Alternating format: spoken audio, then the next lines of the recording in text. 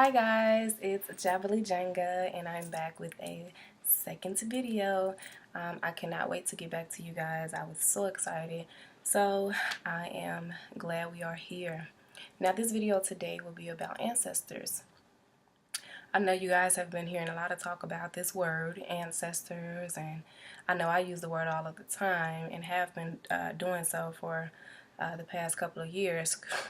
So my spirit led me to do a video on this. I had a completely different video planned for today, but when I went in my room to get my orange candle, my favorite, something just told me, drop everything. This next video needs to be on the ancestors. So here we are. And excuse me guys, I'm a little under the weather, so I'm sniffling a little bit, and we'll be drinking tea and everything like that. So first things first. What is an ancestor, or who are they? What does this term mean? Simply means your family that has died or passed on and are no longer here in a physical form. Now, since it's popular right now, we can talk about the Black Panther movie just for a visual for some of you guys. If you saw the Black Panther movie, you know there was a scene where T'Challa was covered in the red sand, and he went and had a conversation with his dad, who had already died. So he went to the ancestor plane. So that's just a visual for you guys out there to use when you conceptualize the term ancestor. Now, why is this relevant? Why am I choosing to spend my time talking about the ancestors? Why are they important? Well, for a number of reasons.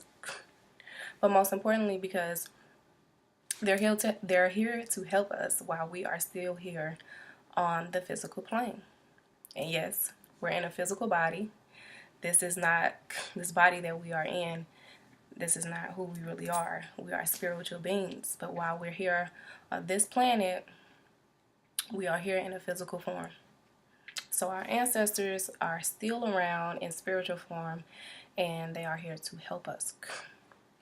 And there are a number of different ways they can help us. We will get into that later. But aside from helping us, that's our bloodline. So there's information that can be passed, and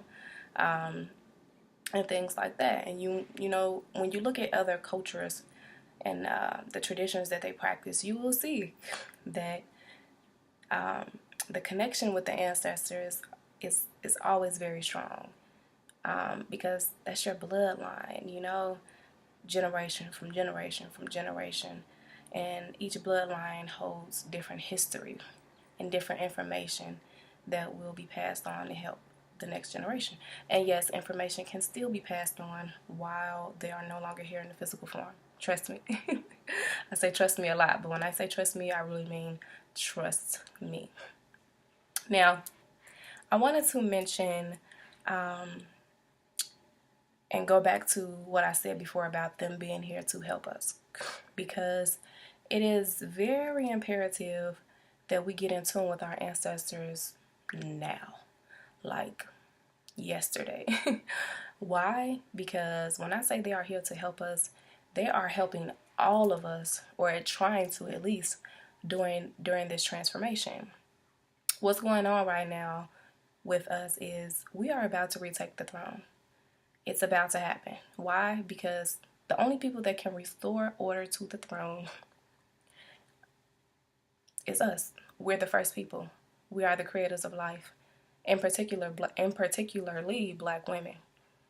We are the creators of life. So this mess in America that has been made, this mess throughout the rest of the world that has been made, how all of our children are being killed, just everything is going crazy.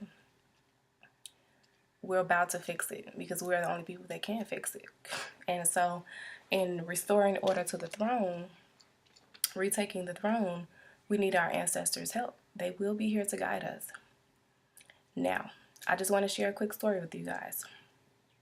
A few years ago, maybe 2, I was at a park. I had my daughter with me. And randomly, 2 women just came up to me. One young, one old. And I'm kind of jumping ahead here into how we communicate with our ancestors. Sorry, I'm just going with the flow here. So anyways, I'm at this park, and these two women just randomly come up to me. One of them young, maybe my age, but young, and then the other one is really old and has a big afro. And at that time, I had an afro as well. So they started talking to me about my hair, and we just started talking about everything. And all I know is that they just kept telling me how important I would be in the revolution, in restoring order. Now, they didn't use my exact words, but that's basically what they said. And I thought it was just so random. And then maybe a week later, so wait, go back to that situation. So me and the younger girl, we exchanged numbers and everything, right? So a week later, I went to the pool, and guess who I saw there? The younger girl. She didn't know who I was. I said hi. She didn't know who I was. Like, she never saw me before or anything. And I'm almost certain that, well, not almost, I am certain that that was the exact same woman. She had very distinctive features. I knew it was her, but she did not remember me. So I say that to say that it's my belief that that communication that I had with her and her mom that day at the park, it was ancestor communication. Ancestors were communicating with me through them, because she doesn't remember me. Now, before I jump into my next point on how we communicate with ancestors, I know I'm kind of jumping all over the place. I just wanted to make the point to you guys about the movie Get Out. That was a really popular movie last year, and I'm not sure if you guys know or if you guys remember, but in the, I want to say the end of the movie, there were like some singing. People were singing, and they were singing in a African language. That language was Swahili. And what they were saying was, in the Swahili language, they were saying, listen to your ancestors, run, get out. Now, you guys may think that this is just a coincidence or so what, but to me, I take that type of stuff very seriously, because when you have that connection with your ancestors, you know it is a powerful one. So while we're going through this transformation and we are restoring order to the throne, our ancestors are going to be communicating a lot of things with us. And it can come in a lot of different ways. It can come in a physical form, talking to another person, like how I did. It can come in movies. If you notice, it's nowadays we have in Black Panther, Get Out, and I'm pretty sure it's a number of the movies that are on the rise that are sending us messages. These are not just coincidences. I mean, how long have Black people been over here in America and we haven't had these kind of movies, at least not to this magnitude, you know? So these are all messages. So I thought that was very important to share with you guys about the movie Get Out, because I know when I saw that movie and I heard those people singing, I felt something in my spirit. I did not know what it was, but I felt something in my spirit. And when I researched what they were saying, it all made sense. Listen to your ancestors. All right, so now let's go on to the next point. How do you communicate with your ancestors? You can just talk to them. They hear you.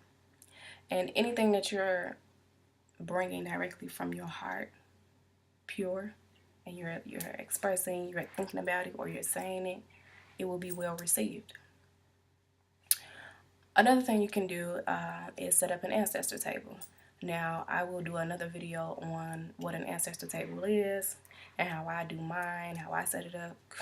But basically, you can set up an ancestor table where you can, have like a special place where you go and talk to your ancestors and you meditate or whatever.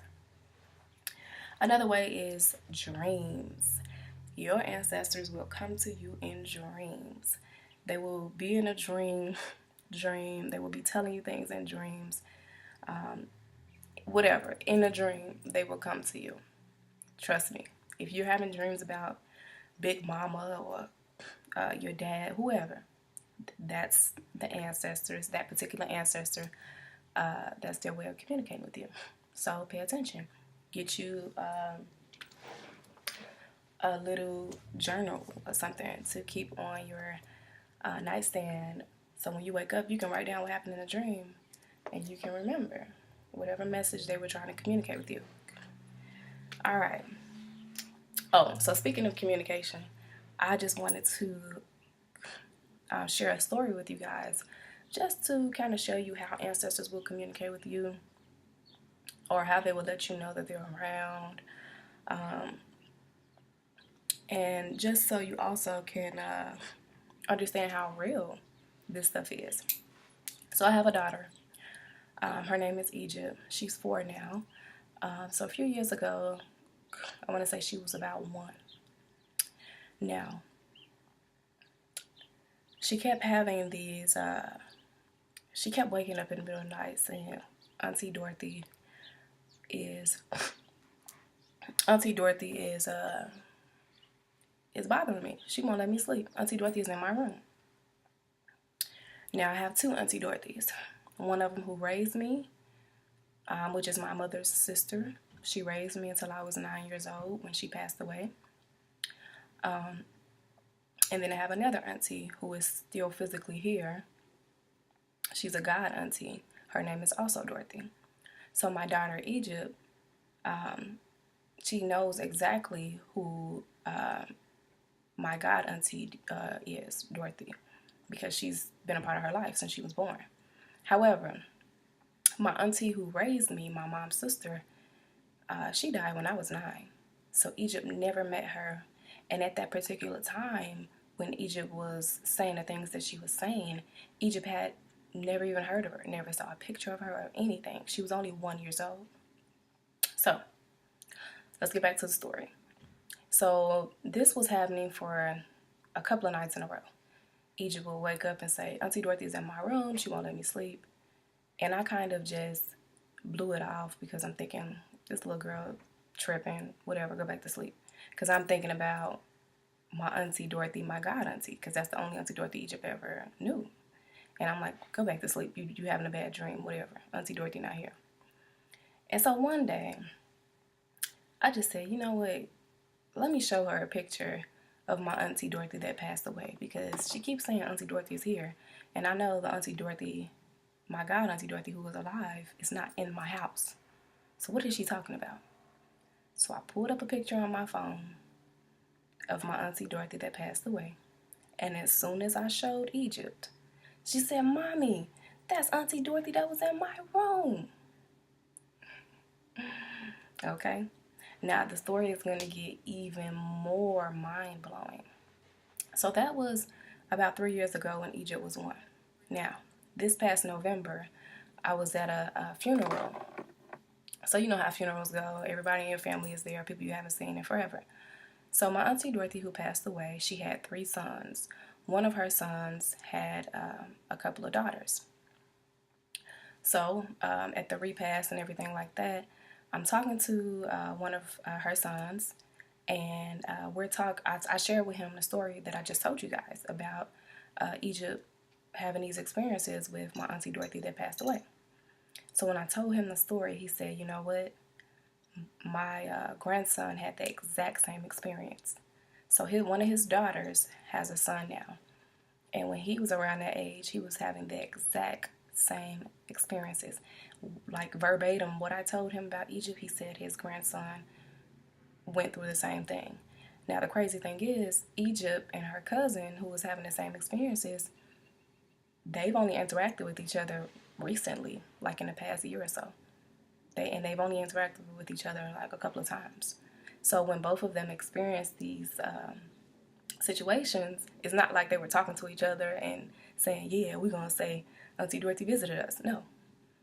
They didn't even know it. They didn't even have any interaction with each other during that time. So that was mind-blowing for me.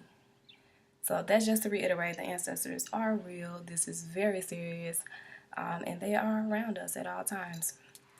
Alright, so I know my video is going kind of long, so I'll jump right into my final things that I wanted to discuss. And that's just some of the myths or some of the confusion that people have when it comes to ancestors. So a lot of times people will ask me, well, what's the difference between God and the ancestors? Like, are you praying to God when you're praying to the ancestors? My answer is no.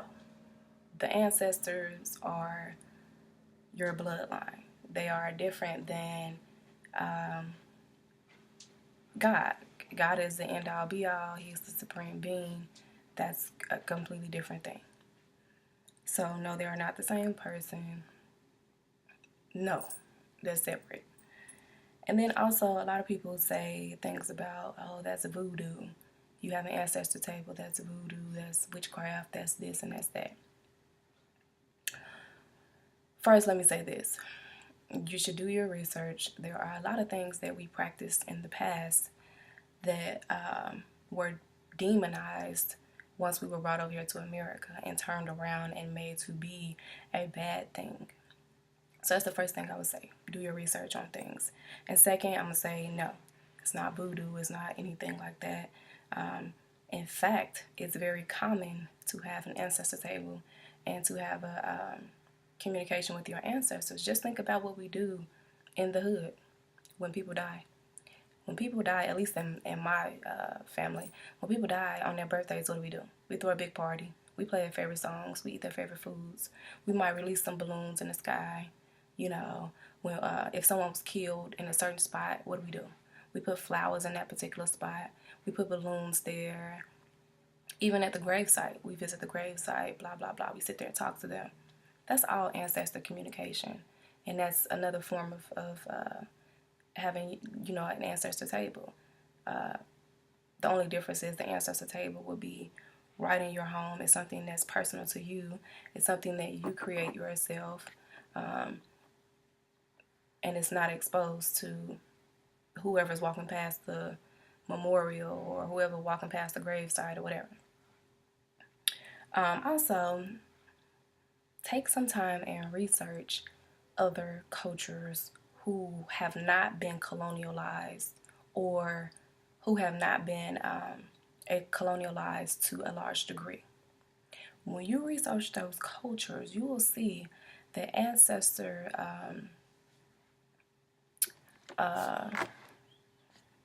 worship, or whatever you want to call it, is heavily practiced in those cultures that have not been colonialized.